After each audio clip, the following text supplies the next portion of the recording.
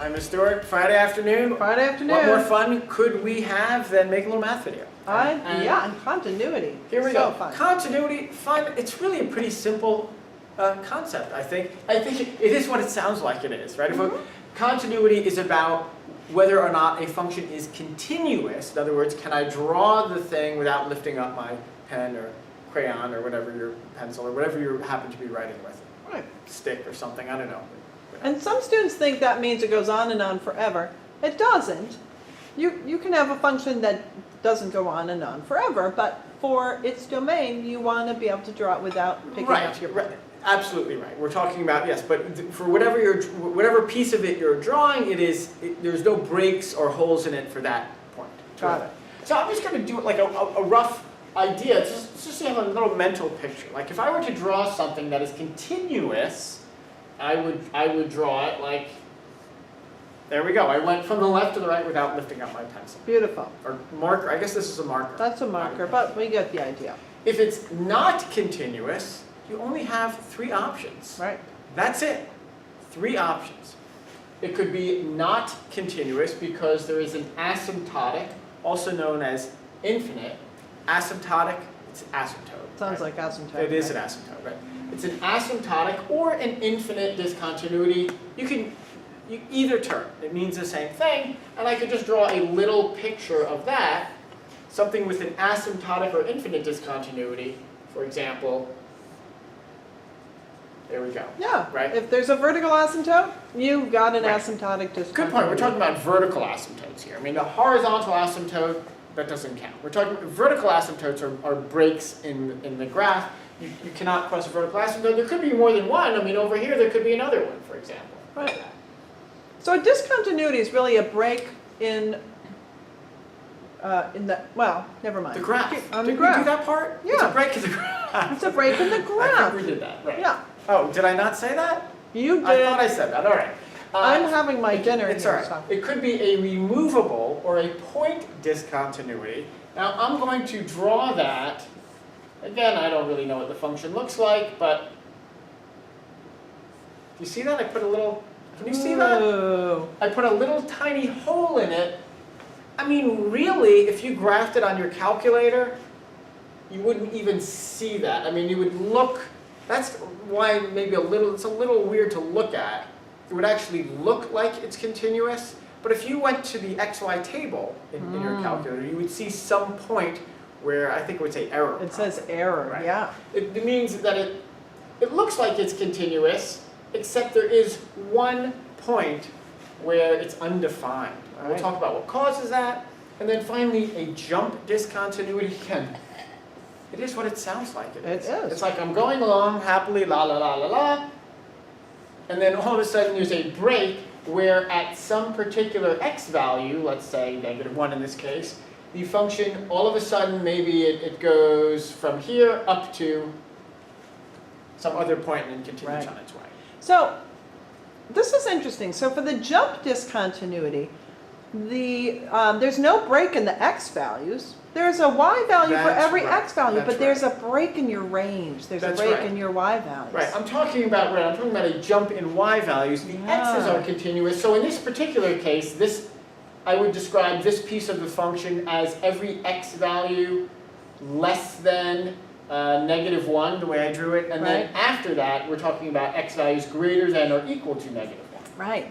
But the other two, the asymptotic and the removable, those are both breaks in the x's, where Yes. the x is Yes. not defined. So that's kind of an interesting Yes. thing to note. That is, yes, But that is true. for all discontinuities, it's a break of some kind in your graph. Yeah. Right, and just to make it even a little bit easier to think about, this jump discontinuity is only going to occur in a piecewise function. Not that a piecewise function must have a jump discontinuity, but it could have a jump discontinuity. You're not going to see this. This is never going to occur in some other type of function, like a rational function or a polynomial, something like that. Got it. All right. Love it.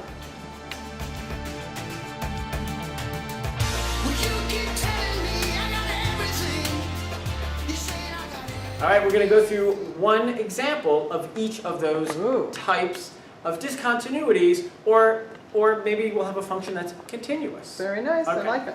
So this function, which I wrote up on top, what do you think, Ms. Stewart? Well, it looks like a polynomial. I think all polynomials are just nice and flowy and continuous. They are. This is a continuous function. Should I write continuous? Sure, why not? Is it U-O-U-S? I think that's right. Okay. That's This is I think I spelled that right. This is a continuous function. There's nothing that I can put in here which will make it undefined. This happens to be defined for all reals. Very Continuous nice. function. Okay. Next guy. Ooh, that's a rational. I'm seeing a denominator. I'm sensing an asymptote there. Absolutely. So if I can make the denominator 0, I know that there is some type of discontinuity. There you go. In this particular case, I think a 3 will make the denominator 0. So I know something is happening here at x equals 3. Right. And from the last unit, we sketched rational functions. We know that there's going to be some asymptote here at x equals 3. So at x equals 3, I'm going to say it's infinite or asymptotic. I'll write asymptotic if I can spell it. Sure. A-S-Y-M-P-T-O-T-I-C. Did I do that right? Good. Okay. So there's an asymptotic discontinuity At x equals at 3. x equals 3. That's right. Asymptotic. And I could actually even make a very rough sketch of this thing. At x equals 3, it's probably going to look something like that. I mean, can you see that way over? There's some kind of asymptote there. It's not drawn Yes. beautifully, but you get the idea. Yeah, I think it's the other way around, but that's all right. Oh. That guy's going down and up, but that's Okay. all right. Well, We're good. all right. We're good. All right, how about this guy? Again, if I can make the denominator 0, which I can, at at x x equals negative 1. right, I know there is a discontinuity. So I just wrote that down right away. There's some kind of discontinuity there. All right. Now, you would think it up until now, if you make the bottom 0, we've been calling them, they've been asymptotic discontinuities. Mhm. This one's a little bit different. And you know what to do, of course. I Ms. think Stewart. I do. Yes. What happens if you factor the numerator? I think you're going to see something interesting. All right, oops, x plus 1. This is Friday afternoon, after all. X plus 1, x plus 2 over x plus 1.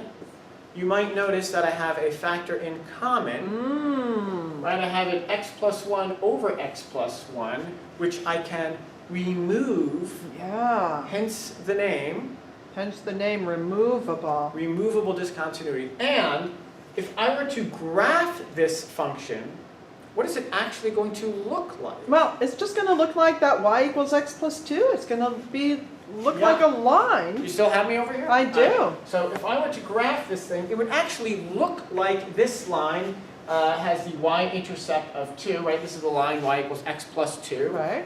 And it has a slope of 1. This is kind of a rough sketch here, up 1 over 1, so maybe is that close enough? There Beautiful. we go. If you put this in your graphing calculator, it'll look like this. If you put this in your graphing calculator, it'll look like this.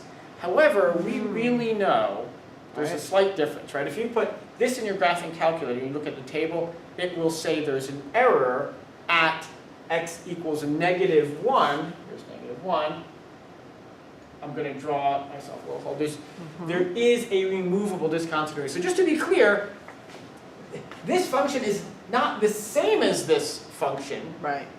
It's the same except for one point, which I was able to remove, and I just removed it so I could draw myself a picture of it. Yeah. So it's the same as the line, except it has a restriction on its domain. That's right. Yeah. Right. So yeah. So this is what it looks like. We know it has a hole in negative 1, and that is called removable. Sometimes the students remember that because they're removing the asymptote. Yeah. I'm Right? removing this thing. Right. It's Yeah. right. Okay. Yeah. Also called a point discontinuity. Right. Okay. And this very last case is a piecewise function, right? And I'm going. This is like somebody leave an old shirt here or something. Yeah, that's It's my for old this shirt. Eraser. Yeah. All right. It works great. No, it actually does work nice. Was it also a good shirt? It was a great shirt. I missed that shirt. All right. We still have it. I do. All right. This is a piecewise function. And the first piece of the function is defined for every x value up to 2. These are x values. The second piece begins at 2 and then continues for x values greater than. Very good. Yeah. these numbers are always going to be the same. Right. All right. Right. Because that is a function that's defined for all x values. So I don't care what this thing looks like. I don't know. I mean, all I know is that at 2, either the two pieces connect to each other or they don't. I guess I drew them not connecting. Right. I'm just going to plug in a 2 here. Stick in a 2 and I get 4 minus 1. 3. That gives me a y value of 3. Okay, so that piece ends at the point 2, 3. Okay, so this guy ends at 3, 1, 2, 3 right here. Okay. Oh, but it's less than, I'll put a little hole in it there. Okay. I'll put in a 2 for this guy. And I negative get- 2 plus 5 gives you, also a 3. I also get y equals 3. So the one piece ends and the other piece begins exactly at the same place. It's got a negative slope, so it's going down. Oh, sorry, thank you very much. So in fact, this guy, did I fool you there a little bit? It's continuous. This guy is continuous. Now I'm just going to change it very slightly because I want to have one of each type of discontinuities. Can I just change very slightly? Yeah, let's do it. I'm going to change this. I'm using your shirt here. This is not, you weren't going to wear this shirt this weekend, were you? No, I'm not. Okay. I'm going to change these values just slightly. Oh, neat. I'll change them to 1. So now I'm talking about, So the same pieces, but they begin and end at different places. so let's see if it's continuous if I change these x values to 1. If I stick in a 1 here, I get, 2 times 1 minus 1 is 1. okay, I get a y value of 1. So this first guy ends here at 1. 1, 1. Open circle. Okay, something like that, whatever. I Okay. stick in a 1 for this guy. Negative 1 plus 5. Ooh, I 4. get the y value 4. So the second guy is going to end 2, 3, 4.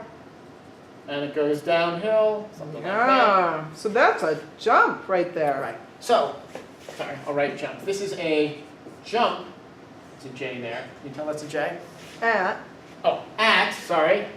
At x equals 1. 1. Yeah. Sometimes students will tell me the y value. No, that's not what I'm looking for. I want to know the x value where the discontinuity is. Right. Yeah, basically we're always describing where things happen in a function by referencing the x value. That's correct. Yeah. So really, these are my choices. There's a jump because the two x values that I plug in give me different y values. That's a jump. If they gave me the same, I would say it's continuous. Removable. Remember, that's the one where I hate to say cancel, but if you could factor and remove one of those factors, same on top or bottom, it's removable. Asymptote makes the bottom 0, but I cannot factor and cancel. It's a good old-fashioned asymptote. Yeah. And critical continuous, asymptote. you can't make it undefined. And there you have it, Mr. It's beautiful, Mr. Haas. Thank you.